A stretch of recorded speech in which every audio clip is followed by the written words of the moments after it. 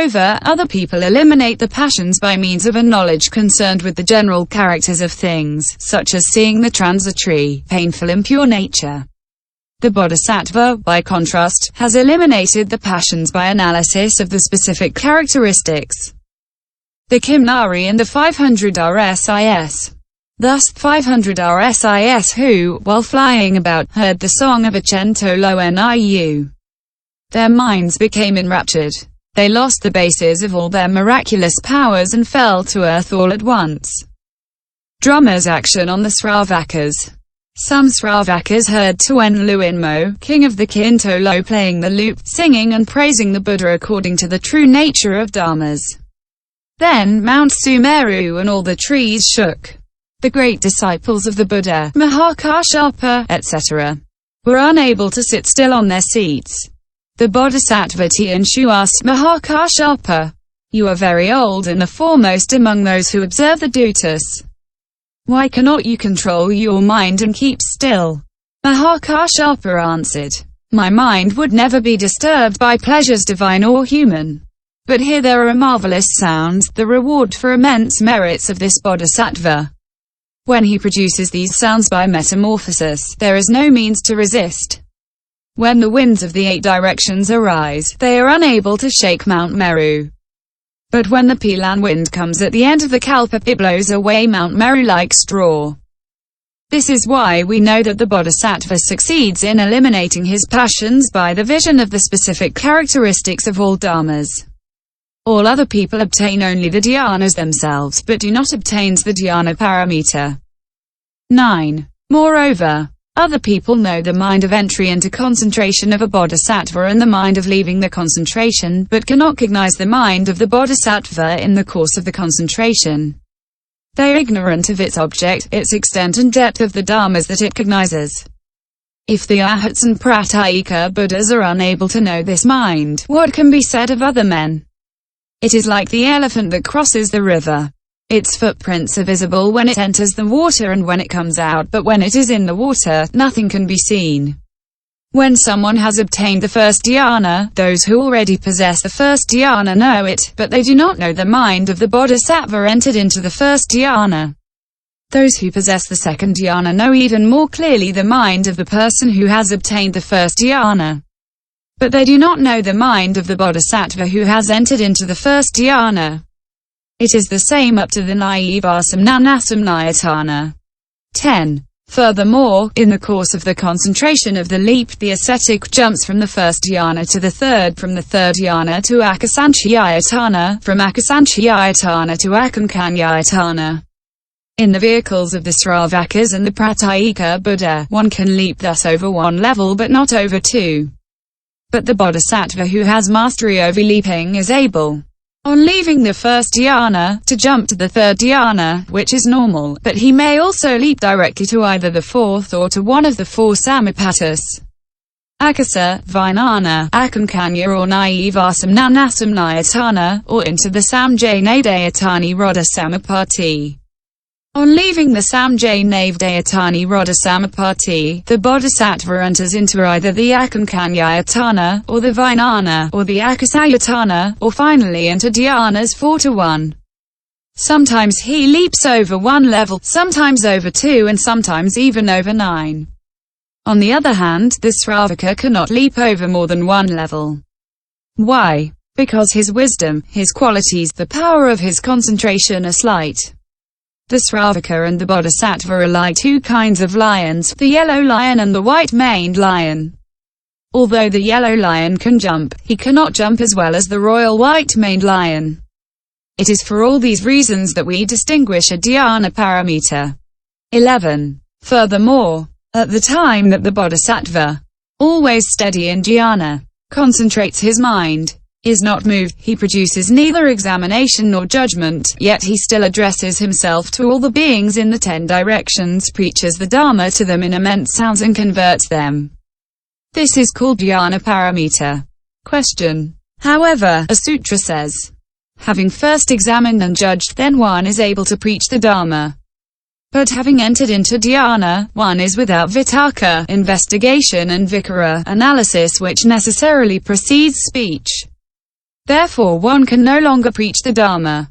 Why do you say that the Bodhisattva, constantly resting in dhyana, no longer producing examination or judgment, preached the Dharma to beings?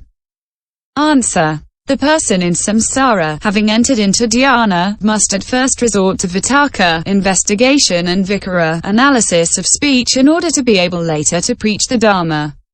But the Dharmakaya Bodhisattva, who has stripped off the body of transmigration, cognizes all dharmas, is always in accord with the images of concentration and perceives no contradiction.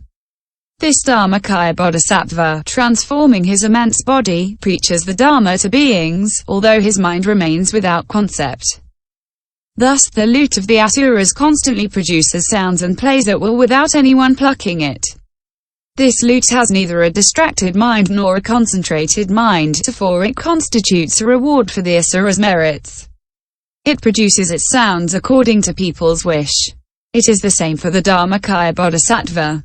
He is without concept, free from distractions, without vitarka, investigation, and vikara, analysis, the factors of preaching. But as a result of his immense merits, his concentration and his wisdom, he produces the many sounds of the Dharma in conformity with the needs of people. The miserly man hears a sermon on generosity. The lustful, the angry, the lazy, the distracted and the foolish hear, respectively, a sermon on morality, patience, exertion, dhyana, and wisdom. Having heard this sermon, each goes back home and gradually finds deliverance by means of the three vehicles. 12. Furthermore, the Bodhisattva knows that all dharmas, distraction as well as concentration, are free of duality. Other men chase away distraction in order to seek concentration. How? They become impatient with distraction and develop attachment to concentration. Udraka, or a moderate attachment to concentration. Thus, the Rsi Utoloka who possessed the 5 superkknowledges, each day flew to the palace of the king where he took his meal.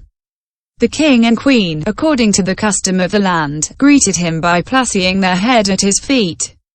The queen having touched him with her hand, the Rsi lost his abhijnas. Unable to fly, he asked the king for a chariot and drove away. Returning home, he went into a forest and tried to retrieve his 5 abhijnas. The concentration returned, but as he was about to regain the abhijnas, a bird perched on a tree suddenly began to sing and distracted him. Udraka then left the forest and went to the shore of a lake in search of concentration. There too he heard some fish that were fighting and disturbing the water. Not finding the concentration that he wanted, the Rsi became angry and said, "I would like to kill every last fish and every last bird." Long afterwards, by the power of meditation, he regained samapatti, and after his death he was reborn in the sphere of neither discrimination nor non-discrimination. When his life was over, he was reborn as a flying fox and he killed all the fish and birds that he encountered. Having committed innumerable crimes, he fell into the 3 unfortunate destinies.